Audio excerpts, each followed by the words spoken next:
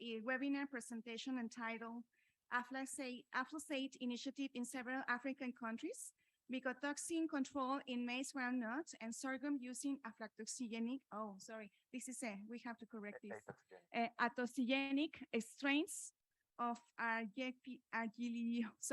Aspergillus flavus, by Alejandro Ortega Beltran, plant pathologist from AATA.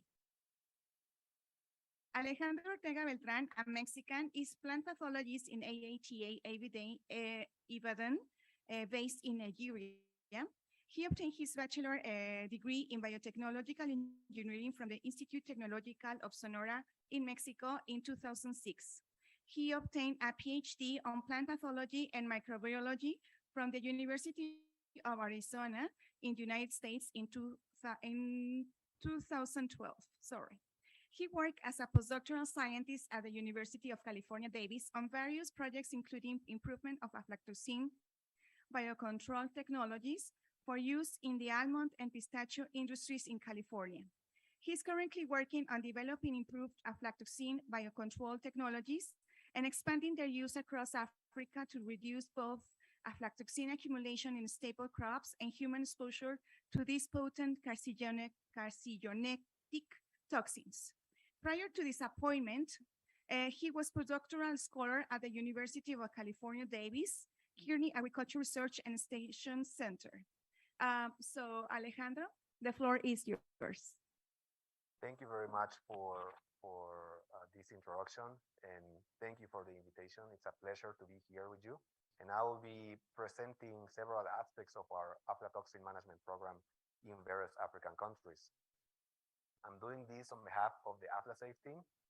We are a large team operating in 22 countries in Africa.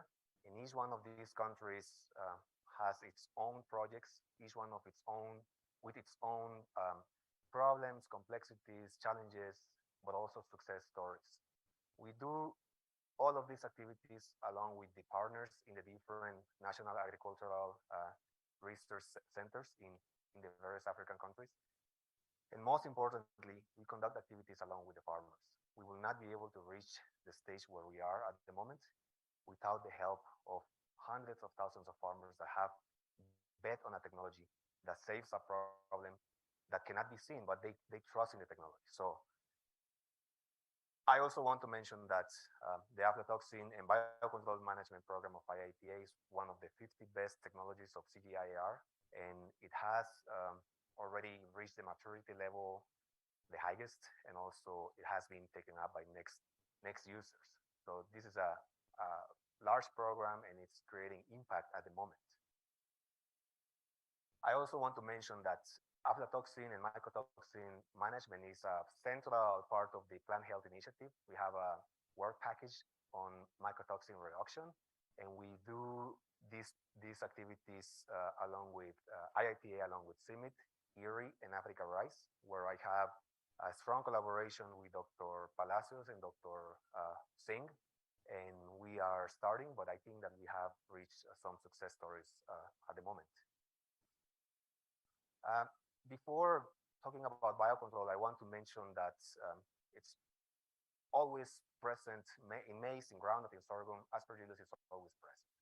Can be a lot of Aspergillus in the environment, in the soil, in the crop, and in the plant, but also you can have a lot of Propagules infecting the maize or the groundnut or any other crop. This occurs in tropical and subtropical climates. And because of this presence of Aspergillus in the environment, sometimes the crops can contain little aflatoxin content, but sometimes they can contain a lot of aflatoxin and reaching some concentrations that are very unsafe. And talking about aflatoxin, the importance, why we want to solve this problem is because it's the most potent carcinogen found in nature. And this is a fact that is oftenly overlooked, underestimated.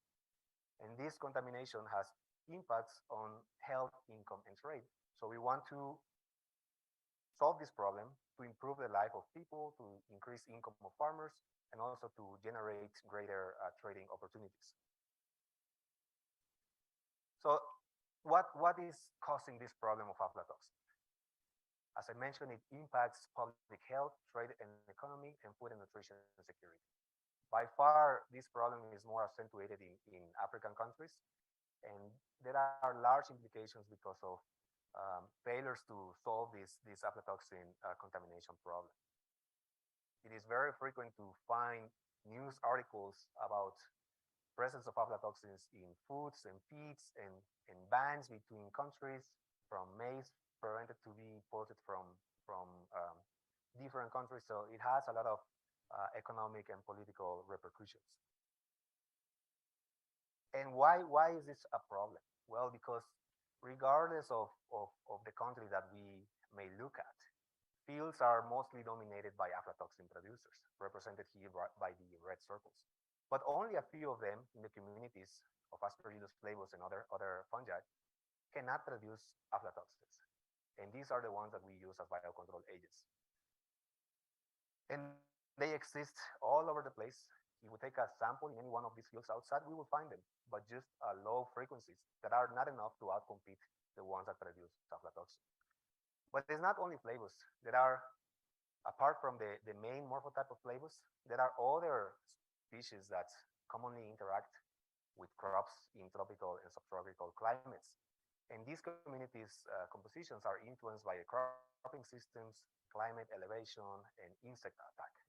So communities are diverse, and they need to be managed in order to prevent aflatoxin contamination. Now, what happens in some African countries? We collected these samples at harvest, and you can take a look at the state of the crops. Rotten, with a lot of damage, and some of them containing very unsafe aflatoxin concentrations right at harvest. And this maize was going to be consumed in the following days. So you can just imagine what kind of health implications this has. And this is the type of problems that we are solving. But also let's take a look at groundnut. This is a pyramid in Senegal, in which this is what is going to be processed for local consumption. And it's very common to find these mountains or pyramids across Senegal. And you can just take a look over here, the amount of soil and debris and everything that is creating the perfect conditions for aflatoxin contamination to happen. You can just imagine the amount of aflatoxin that is present over here. So if we don't have a comprehensive aflatoxin management strategy that goes from field to fork, we end up with these type of situations that people is going to consume it and people is going to become affected. And also another big problem, this is in Ibadan in Nigeria. Imagine how difficult it is to enforce regulation in these local markets. And you can see all of these places over here. I can say that about 50 or 60 small markets like this exist over there. So how to solve a problem for aflatoxin contamination, if how to test, how to enforce regulations is very difficult. So there are many challenges for aflatoxin management. First of all is that the farms are small. There are many informal markets, as I mentioned. Most importantly, aflatoxin is a problem that cannot be seen, smell, or taste. Chemical analysis is required. Awareness is usually low, and there are several others. So it's very difficult to implement successful aflatoxin management programs. But with these challenges, there are many opportunities. African agriculture is changing, so there are many opportunities to translate innovations into practice, like in the case of AflaSafe and other management practices. There is a lot of effort from African Union to enforce food safety legislations, but it's important to translate whatever is being done in the research centers into practical solutions that benefit people. So what are those solutions? There are many solutions to decrease aflatoxin contamination and mycotoxin as well, starting from the field, planting, adapted varieties, and going all the way to the consumption. But all of this cannot work if they are not used in combination and if they are not supported by awareness, institutions, and policies. So it's not only about the technology, but it's also about communication efforts and also about policy work in the different countries. And it's important to point out that if we use any one of these practices in isolation, the problem is not going to be solved. I just showed you the mountain of groundnut in Senegal. You cannot imagine if you had an adapted variety, but you don't employ good practices during storage. So it makes no sense. So talking about biocontrol, and this is a product registered AF36 in the US for use in several crops that now is being tested in a few states in Mexico. Farmers use it because it's effective. And without this product, farmers cannot reach the premium markets that they intend to reach. And this technology was adopted for and improved in Africa. And so far, with country-specific products, we have treated, along with partners, about 500,000 hectares, and about 1 million tons of safe crops have been produced. So this is a very effective technology that is creating a lot of benefits over there. And this is a technology that has been adapted and improved in collaboration with USDA, ARS, and many public and private sector organizations. But what is the basis for these aflatoxin biocontrol products? The basis is to select atoxigenic strains. I'm talking about strains that have defects in the aflatoxin biosynthesis gene cluster that make them unable to produce the toxins. So we screen about 5,000 isolates per country in order to select the most adapted and the most effective in limiting aflatoxin contamination. And as I mentioned at the beginning, these type of fungi containing deletions, partial or complete deletions of the cluster, exist in all the regions of the world where these have been investigated, and these are the ones that can be used as biocontrol agents. So after we select the superior strains, we make them into a formulation, into a product that farmers can use and that can result in safe aflatoxin content. So this is just a representation of 4 families of the fungus Aspergillus flavus that were selected to compose the biocontrol product. We grow the spores, trillions of spores in the laboratory, and we coat these spores in sorghum that has been sterilized.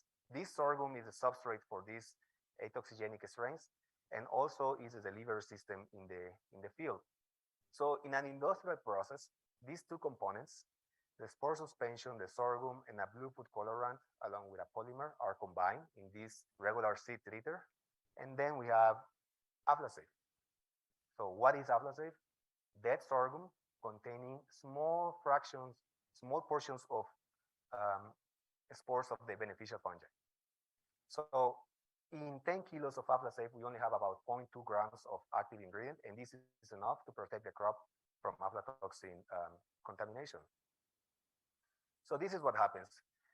If a farmer treats the crop with Aflasafe 2 to 3 weeks before flowering at the appropriate rate, in this case 10 kilograms per hectare, then the communities are going to contain a large proportion of the beneficial fungi, compared to the non-treated, in which you will find a high proportion of the toxigenic ones. It's a very simple principle, but it's very effective.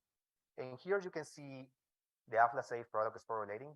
So about 30 grains per square meter. And these ones, you can see here the spores are going to colonize this organic matter and then are going to become associated with the crop.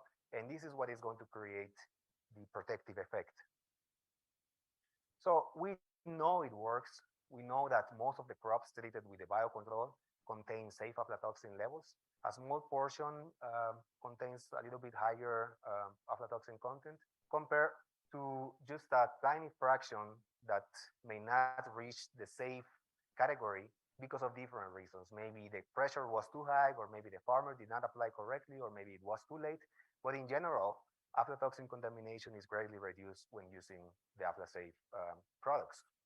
And we know this because we have data from over 10,000 farmer field trials. This is not on station, but farmer field trials across different countries in which we have similar results in each one of the countries. But if we compare to the untreated ones, it is very common to find crops at harvest with more than 20 parts per billion and up to more than 1,000 parts per billion. And we know that The aflatoxin treated crops at harvest contain significantly less, in average, significantly less aflatoxin than the control ones. And this is also observed after poor storage. So highly effective technology with very common principles, but it works. But you have the technology, you know it works. How to make it sustainable? As I mentioned at the beginning, we want to develop solutions for farmers to use, not only to have some good scientific background and scientific results, but to make them sustainable for farmers to use. So we have developed a strategy in which, after developing and registering the products, we assess the markets and develop the commercialization strategy. Then, after a very rigorous process, we select the partners and transfer the technology. And then we work with them to produce, market, and distribute the aflatoxin biocontrol products. And in the process, we also analyze the results and correct what has to be corrected or discard what needs to be discarded in order to make this a better strategy. All of this is available online. The process is long, but it's clearly defined, and I will be happy to share this with interested colleagues. So in summary, this is what happens. We develop a product, we test it, we register it with the regulatory authorities, and then becomes the difficult part about how to make it available for farmers to use on a nationwide scale. So this pathway for scale up, it's a composition of research for development activities and partnership for delivery activities. It's not only research, but we need to work with a series of partners, with regulators, with private sector, with policymakers, in order to make this a sustainable technology. Just briefly, out of the 17 biocontrol products available across the globe, IITA has developed and registered 14 of them, and more are going to be registered soon. The one being used in Mexico has been registered for use in the US. This was actually the first one developed across the globe, and hopefully we will have it registered in the upcoming months or in the near future. What is the status of the technology AflaSafe in African countries? We are testing it in various countries, in Mali, Niger, Sudan, but it's being used at the moment commercially in several countries, in Nigeria, in Burkina Faso, in Ghana, also in East Africa. And the success has been tremendous, but has not been easy. It has required 20 years of efforts, but hopefully in the near future, this is going to be all green with facilities everywhere and making it available for farmers to use. This is a picture of the facilities that produce the AflaSafe product in Nigeria, in Senegal, Tanzania, and Kenya, in which they produce it at scale to treat hundreds of thousands of hectares, and we cannot do that at IITA. The private sector needed to be identified and to take the responsibilities for them to use their distribution channels and for farmers to be able to buy the product. And more factories are coming up in Mozambique in September. This is going to be open and available, but also in Sudan, Burundi, DR Congo, and Uganda. And more countries are going to join in the near future. But what is really needed, as I mentioned, is not only the use of AflaSafe, it's not only post-harvest practices, it's not only good varieties, it's a combination of approaches, some of them private responsibility, some of them from the public sector, and also public and private responsibilities like aflatoxin testing and use of resistant varieties, training. Training is very important. And all of this has a high chance of producing crops with safe aflatoxin content all the way up to the consumption. And it has been shown to be a good strategy in Nigeria, but also in several other countries where we operate. This is just an example of the number of industries working with IITA in a project that has ended, but this was a very, very important project to demonstrate that the technology could be adopted by enterprises working with 100, 200, and up to 10,000 farmers for getting the enough evidence that the product could be accepted, purchased, and also that premium market could be developed for this type of aflatoxin reduced crops. After the project was finished, we have some major outcomes in which over 75,000 farmers use the product. So it was demonstrated that it could be used at scale. They use about 1,000 tons of aflatoxin, so they purchase it and they produce a lot of aflatoxin reduced grains. And most importantly, most of the maize contain very safe aflatoxin levels for human consumption standards. And even most of the maize could have been commercialized in the most stringent markets in the EU. Not only that, but the implementers and the farmers earn combined $8 million from the premium market. There was an impact evaluation conducted by ABT Associates, and the report, what they reported was that the farmers that use Aflasafe on an average earn about $300 or 16% more as in the absence of using the product. And I think this is very important. Families participating, farmers participating in the project, they kept a portion of the maize for their own consumption. So they had an increase of consumption of aflatoxin reduced grains. So for me, this is the most important part. Consumption of these communities that produce the maize to supply industries, but they also kept some part of that maize. So they were also able to enjoy the benefits of aflatoxin management. Now, we demonstrated that it was possible to incentivize the market and that it was possible to have industries using this product along with the farmers. This was done through the AgResults project, which is an initiative funded by different governments and the Gates Foundation. But then it was necessary to transfer the technology to the private sector for commercialization and sustainability. So we just finished about a year ago the Aflasafe technology transfer and commercialization project, in which we have the basis for transferring the technology. These documents are also available and could be applicable to not only to aflatoxin biocontrol, but to any aflatoxin management technology that is being promoted or is being tested at the moment.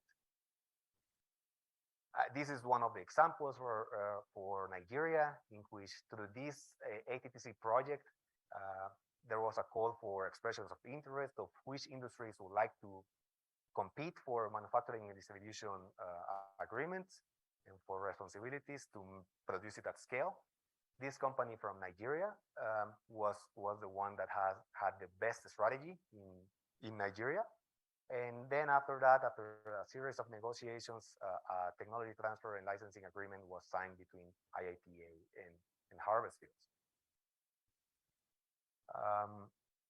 But it doesn't end over there. Technology is tested, registered, transferred. There are many difficulties after that. So these manufacturing and distribution partners need to have support from IITA and from different organizations that have the same goal of reducing aflatoxin management. One of those examples is that the active ingredient is a rigorous and laborious process that these companies do not want to have to deal with this type of production. So what we did in IITA was to develop a process to supply the different manufacturers with the active ingredient spores for them just to be able to mix it in the factory and to take care of other problems. I will explain what those problems are. Other support that they need is you cannot see aflatoxin, you cannot taste it. So it's very important to demonstrate in the field or in the aggregation point that the technology actually works. The farmers, they do not want to have a sample taken from the crops, brought to a laboratory. They need to see it right in their field for them to be convinced that the technology works. Sending a piece of paper 10, 15, maybe 1 month later, it doesn't help. It doesn't help creating confidence in the technology. So what we did was to develop protocols to bring the lab to the aggregation points or to the farmers' houses in order to build the confidence into the technology. So this is very important for the program here in Mexico. it's very important to demonstrate right over there in the field for people to see what the technology can and cannot do, and also to compare it with with crops from those farmers that did not implement aflatoxin management, and to show that their crops were contaminated or at risk of contamination. So this is the type of support that we give to the manufacturing partners in different countries. These are just some examples from Burkina Faso and Ghana. And on the other side of the camera, you have 50, 60, 70 farmers looking for that. Show me that it works, and next year I'm going to invest. So this is a critical step in our program. And as I mentioned, AflaSafe, yes, it's very effective. It's very, in my opinion, easy to manufacture when you have the right conditions and the right equipment. But there are many, many, many other challenges. This is the ideal scenario. You have a product register, you have a commercialization strategies available, there is a manufacturing and distribution partner in place with a factory, beautiful factory. Farmers demand the product, so there's someone that is going to buy it, and there are industries committed to pay a premium price. This is what we want. But in reality, there are many, many other factors affecting the implementation, particularly political stability, local or regional conflicts. There are some places in which the farmers want the technology, but it cannot be made available because there are problems over there. Sometimes it's the roads. You cannot deliver some product because it's very difficult to take it over there. And sometimes industries do not want to buy different crops locally. In addition to that, even if you have all of this in place, you need these manufacturing and distribution partners need to put significant effort on training the farmers, distribution channels, having distribution channels that are optimal, and to have all of the materials to produce the product. We need to have everything in place for this to work, and sometimes it's very difficult. Sometimes there are countries in which you have an order to one of these companies, but there is no way to send it from one place to the other without losing 2 or 3 months, and then the application time is over. So all of this needs to be put into consideration. In addition to that, COVID-19 disruptions, now the war in Ukraine, and different challenges that make the implementation of aflatoxin management complicated, but not impossible. We work on strategies to try to solve this as much as we can, these problems. Now, it's not only about the technology, the distribution partner, it's also a lot of collaboration and refining strategies along with the processing partners, the post-harvest technologies, and the implementers of those technologies, market and consumer. This is one of the examples of what we are trying to implement in Nigeria. We call it food convergence innovation, in which every stakeholder involved in aflatoxin affected commodities has been brought into the table to, in conjunction or collectively, define the best strategy to decrease the contamination from field to fork. As I mentioned, it's not a scientific work, it's scientific partnerships, ministries, policymakers, and so on. It's a little bit complicated, but this is what we have been found that is needed to make aflatoxin management a reality and to make impact at scale. This is one of the examples in Nigeria in which every stakeholder in aflatoxin affected commodities was brought into the same table to define the strategies, to set up the priorities, to make the reservations, and to express reservations and express commitment as well for the strategy to work. If we do this with only a few of them, then if these ones were not brought into the table, then 2-3 months later, this is not something that can work. The best strategy is to put everyone into the same table, clearly define what are the problems, the strategies, and then define an action plan. So this is what we're doing in several countries. I am reaching toward the end of my presentation. I just want to give a little bit of emphasis on the significant efforts that we place on training and communication materials. This is critical for colleagues and stakeholders to understand what the technology is, what are the prospects, opportunities, and challenges. So you can find a lot of information in the aflasafe.com website that the resources are there that can be adapted for any situation, any context in different African countries, but also in Latin American countries and Asian countries as well.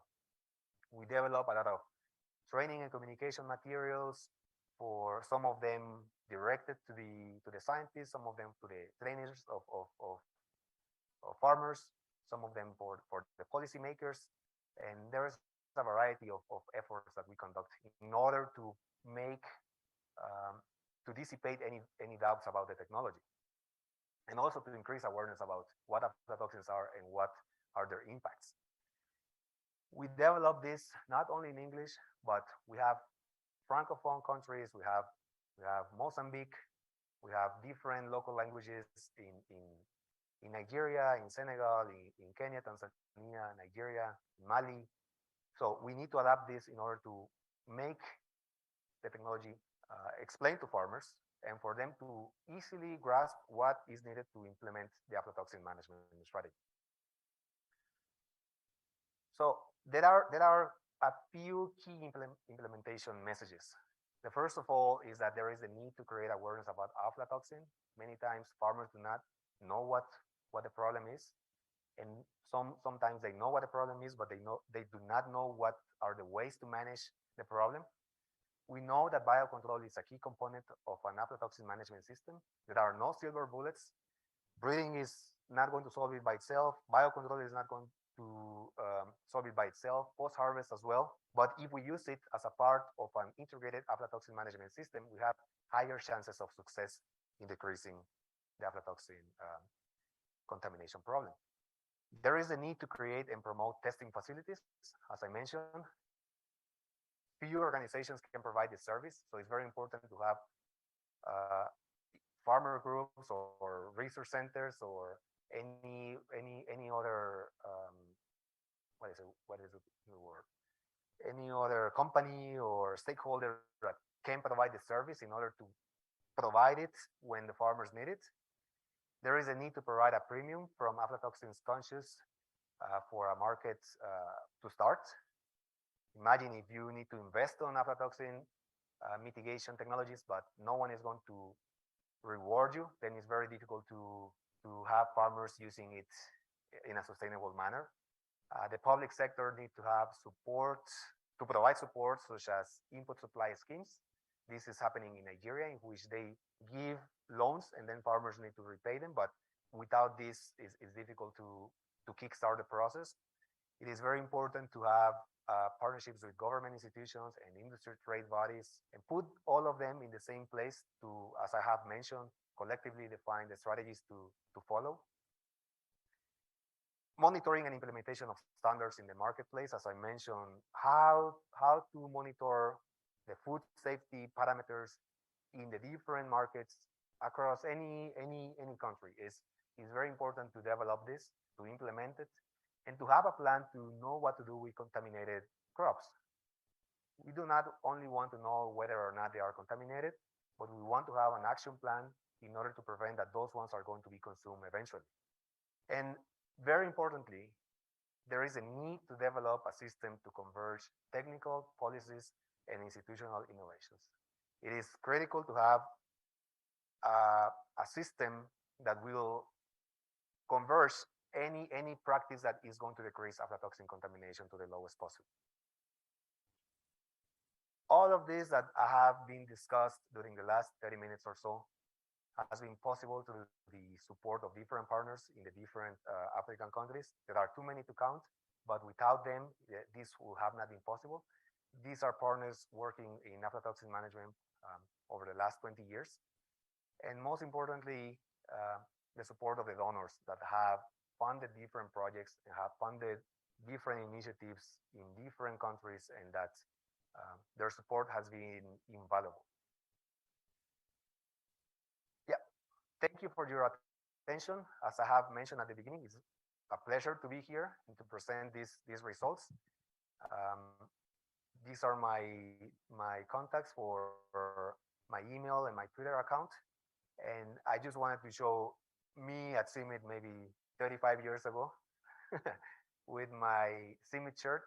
And it feels great to be back here. Thank you very much.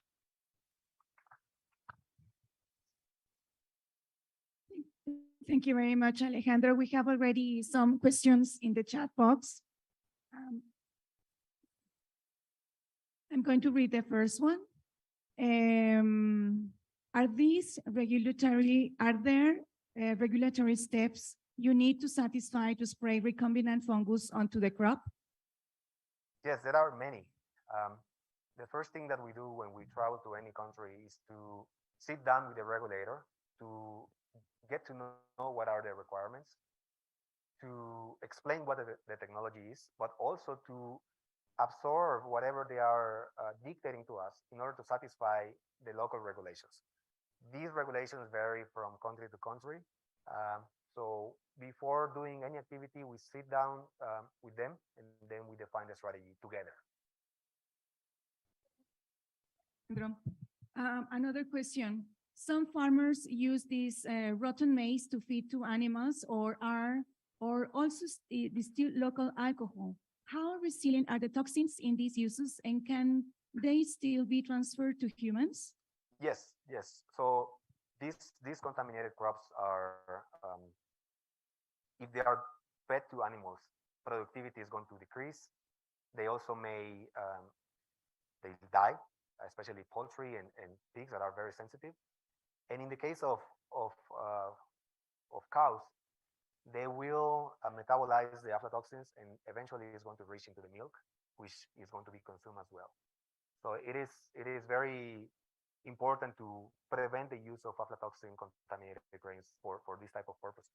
And in the case of alcoholic beverages, aflatoxins are going to be present over there. So it should not be used in that manner. There are strategies at the moment, some groups trying to use this contaminated maize or groundnut or sorghum to grow insects or mushroom, in which you don't have a lot of passage of aflatoxin from one product to the other. So these are the type of strategies that can be used. Yes. Thank you. Is there still visible mold after glyphosate has been applied and aflatoxin reduced significantly? Yes. So in general, I would say that 95% of the crops will not contain visible signs of mold. There are some cases in which you have higher fungal densities, but there are some cases also when you have crops adjacent to each other that you have greater fungal densities in the untreated ones. So it depends on the conditions of the field, but it's not because of the application. The application contains the right amount of fungi to reproduce, to replace the aflatoxin producing communities, and to without increasing the total fungal densities. As I mentioned, in some cases, yes, but also in some cases, treated crops contain less aflatoxin producing fungi. Thank you, Alejandro. Since farmers cannot see or taste aflatoxins, how do you create awareness of the problem and demand for aflatoxin? Yes, so it is very important to explain to farmers in local language about the dangers of aflatoxin, what happens, what type of studies have been conducted in layman language, and also explain what have been the consequences of consuming aflatoxin contaminated crops.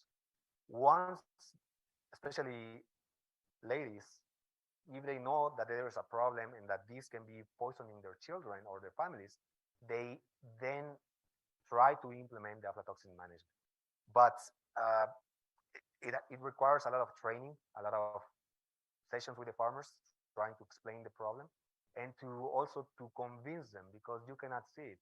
And also there is this notion that because you have been consuming maize for the last 20, 30, or 40 years, nothing has happened to you.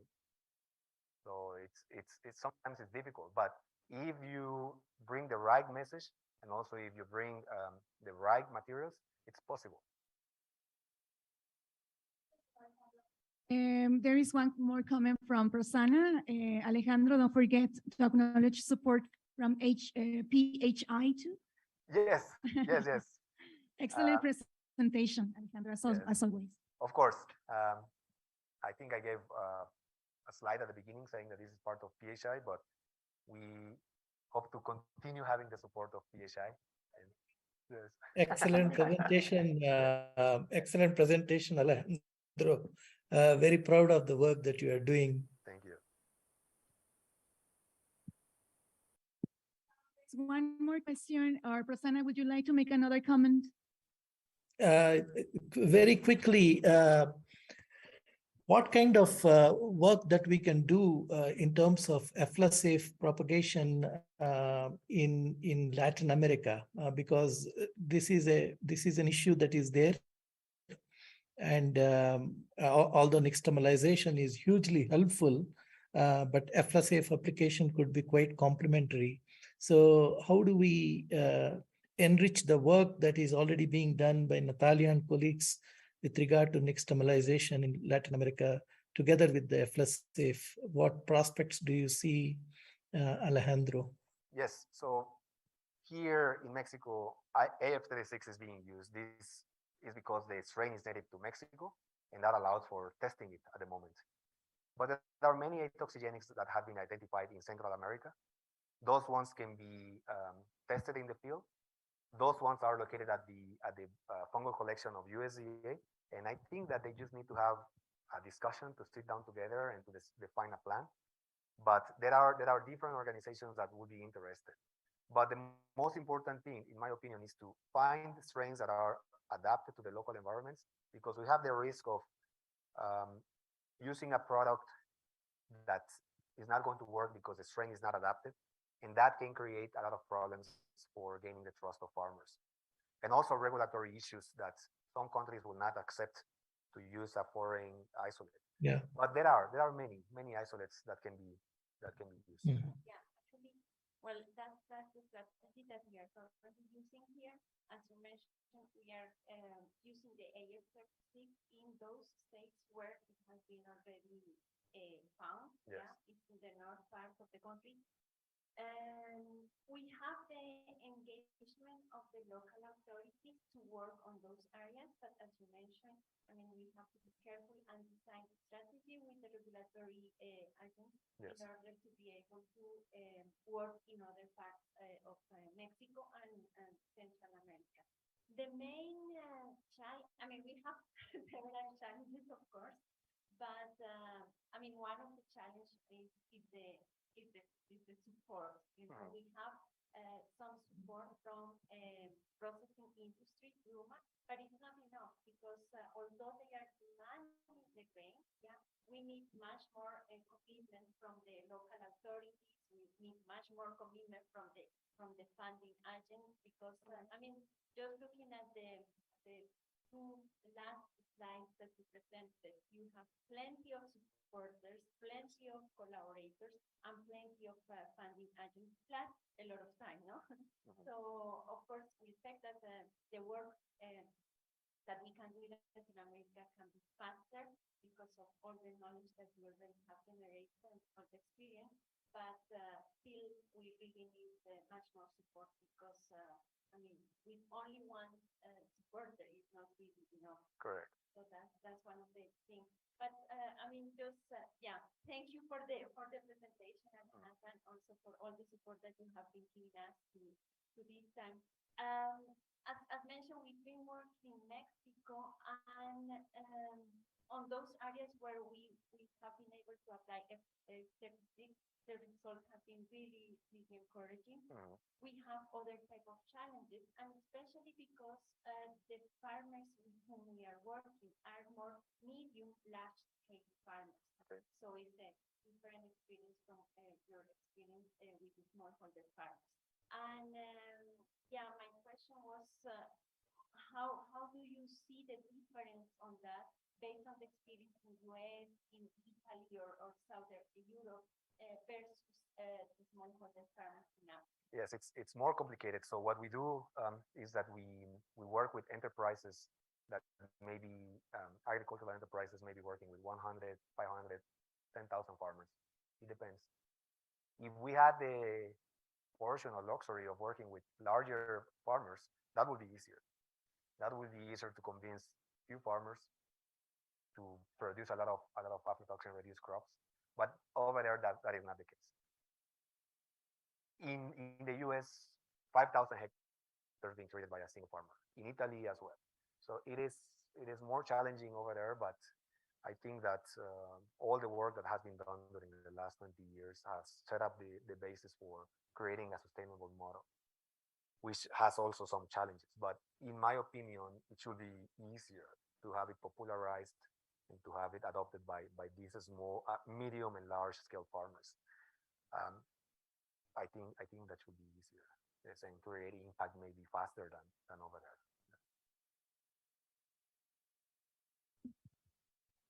Okay.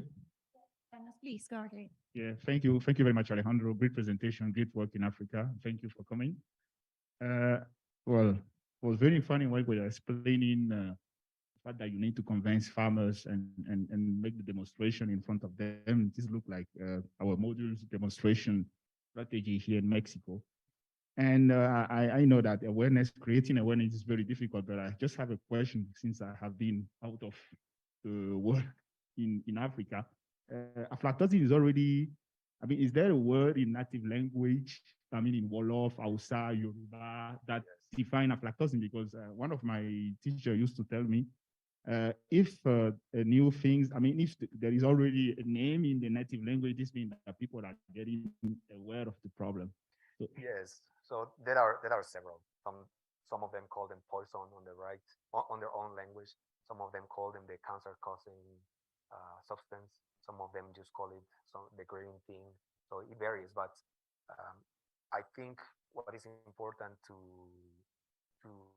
do is to explain what are the real dangers, regardless of the presence of the toxin. Sometimes what you need to do is to say this can actually kill people. But as the same as they have a word for aflatoxin, there are some cases in which you have a word for aflasafe. In different languages, they use different words for bioprotection or for shield or for protectant, and we also use that route to make the technology easier to be understand and also to make it more easily adopted. okay, thank you. I just want to add one question because we don't have time. Because I just realized that it costs around $12 to $20 per hectare. Yes. It's low cost. I mean, it's not a lot of money, but still, it is a lot of money for smallholder farmers in Africa, even here in Mexico. So, are they willing? Are then the politics willing to invest in Yes. post-harvest technology in Africa? I mean, local, not the African Union with a very nice politics, but I mean, if you go, for example, to the state of Kano, for example, Yes. or if you go in Mali or Burkina Faso, or even in Kenya, but Kenya, I'm very sure, but are they very willing to invest in the technology so that farmers have access? Because still, even if it is $12, I mean, we know the same thing for emetic bass, which costs $2, and still farmers cannot afford it. Correct. Yes. So the reason for the price difference is that assume that you have a product being manufactured in Nigeria and you have to send it to Ghana. So we need to put that into consideration. In Nigeria, it costs $12. So with an availability of a factory in Ghana, then the price is going to reduce. Also, sometimes the price of the sorghum, which is the main ingredient, dictates the final price. But there are instances like in Nigeria in which you have the Central Bank of Nigeria providing support. There is something called Anchor Borrows Program. So they put money that needs to be repaid. It's not a gift. So there are some mechanisms for the farmers to be able to afford. And also this aflasafe is embedded into a package of technologies that include post-harvest technologies. What happens after that? You invest, you get a loan from the government, you use it. So that is important to develop the premium market for the farmer to be able to get more money to repay the loan, to continue investing in the technology in the coming years. So there are mechanisms, but without this market development, it's not going to work, regardless of stressing the fact that aflatoxin and mycotoxins are creating problems, health problems. So it's at the end of the day, it's everything on financial motivations. Yes. Question, maybe. Yeah, you just mentioned about the fluctuation of sorghum costs. Yes. Could you comment on new developments in terms to replace the sorghum? Yes. Yes. So one of the you know beer in Africa in general is made out of sorghum. So we have been exploring possibilities of using the sorghum, the distilled grains, pelletize them, and then use them as a substrate. That's one of the options because otherwise these sorghum discards go to the ocean. The other option is to use some of the contaminated maize and groundnuts. So those are the alternatives that I was talking about. Knowing that this is contaminated, this consignment, okay, let's use it for production of aflatoxin. And sometimes also there are some institutes that are pushing for using soybean leftovers or different types of grains that are good substrates. But then you need to create another industry to aggregate that, to pelletize it, to supply to the manufacturers. So it requires additional years of activities. But one of the things is that sometimes people think that 10 kilos of sorghum is a waste. It's 10 kilos per hectare. And if you use the right package and also with good agronomic practices, good seeds, you can produce 3, 4, 5 tons of safe grain. So it's a good investment. Amos. Thank you, Alejandro, and welcome to CIMMYT again. My question relates to IP. These aspergillus, It's working. okay. These aspergillus flavas are like is biological diversity owned by a country. Yes. IATA is an international organization. It develops the technology, then takes the technology and then licenses to a private company. Then the private company comes and now sells the product to the farmers. So I know it has worked very well with Africa, and the level of IP awareness in Africa is also not so advanced. How do you see that approach work for CIMMYT, an international organization, doing the same kind of thing, like say in Latin America? Yes. So the approach that we take over there is that we don't generate any profit from it. We transfer it in order to have industries make it available to farmers without us getting any financial benefit. So the same approach will be conducted over here in the sense that this was developed with public funds. So CIMMYT, in my opinion, this is my outsider opinion, need to develop mechanisms to transfer the technology, to make it available for industries to produce it, and then to have it popularized. We are not trying to make money over there. We are trying to make it available to farmers and to develop mechanisms for making the production cheaper.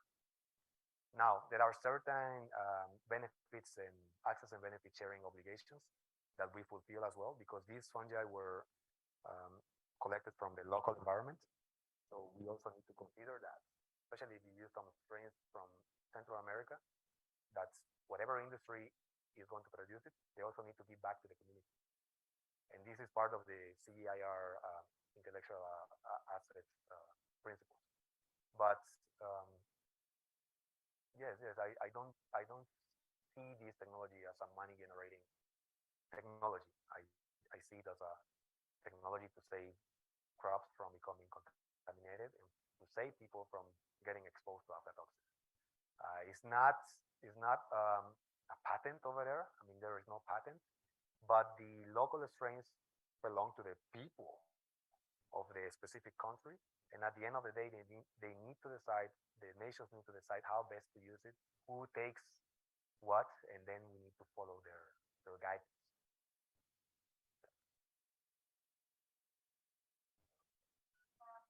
Time, in case someone would like to make another question or comment, a few minutes, but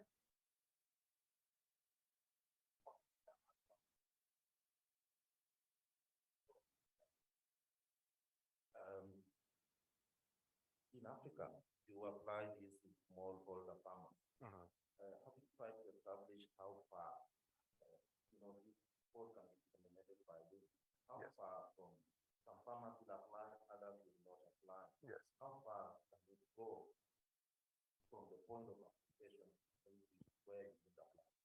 Yes, usually what we are doing, especially when we're doing the testing phase, is that we set up pair treated and non-treated fields, 100, 200, 300 meters. Sometimes we see a little bit of movement, but it's not enough. So maybe the farmer next to it may benefit, but I don't think that if you go 500 meters will create a protective effect. So it's very important to use the right dose. We know that when farmers use less than what is required, the results are not as good as they should. So, but let me say this. If you have area-wide treatments, like in Arizona or in Texas, that maybe you have 50% of certain area treated, then you have a benefit. You create benefit to the other farmers. But that only occurs if you have these large treatment areas. But for scattered farms here and there, it's difficult. It's very difficult. Yeah, just last question. You mentioned that one of the strategies is also to encourage the private sector to pay a premium for the crop. How easy has been that, Well, or how difficult? yes. So, for example, in the case of Nigeria, you have feed millers, and then you also have the poultry sector, that they invest a lot in binders, toxin binders. When you explain to them, you sit down and then you explain the benefits of investing in providing aflatoxin to farmers or purchasing aflatoxin-reduced crops from farmers. That's significantly less than the use of binders. And also you reduce other problems like antimicrobial resistance and a few other problems. But it's explaining the benefits of using aflatoxin-reduced crops compared to whatever other technology they are using, and that may be more expensive. In some cases, you have industries sourcing for groundnuts from Argentina. Imagine how much does it cost to take it all the way over there when you can just find it over here. They don't source locally because they think that they cannot reach the safety level. But if you convince them, then that premium price is, I think it's a fraction of what they pay for bringing groundnuts from other places. So the strategy is to create this innovation platform, explain the benefits, what are the cost differences, and then they invest. In other cases, for beer production, you don't want to reject lots of beer in the case of the breweries. So if you use aflatoxin with your farmers, then it's significantly less the cost than what would be the cost of destroying some shipment. And the same for baby foods and for RUTF foods, especially in malnutrition affected places. So it's all about explaining availability and possibility of producing aflatoxin-reduced crops, and to make the linkages, industries and farmers creating a commitment and saying, okay, we are going to pay you this much if you produce safe maize or safe groundnuts, and then that's the way to go. Alejandro, I think we have already covered a very productive discussion and interaction with CIMMYT colleagues. So on behalf of CIMMYT, we would like to thank Alejandro Ortega Beltran, plant pathologist from AATA, for this seminar. Very great, excellent presentation about AfriSafe initiative in several African countries, and we look forward to a very successful collaboration with CIMMYT. Thank you. Thank you.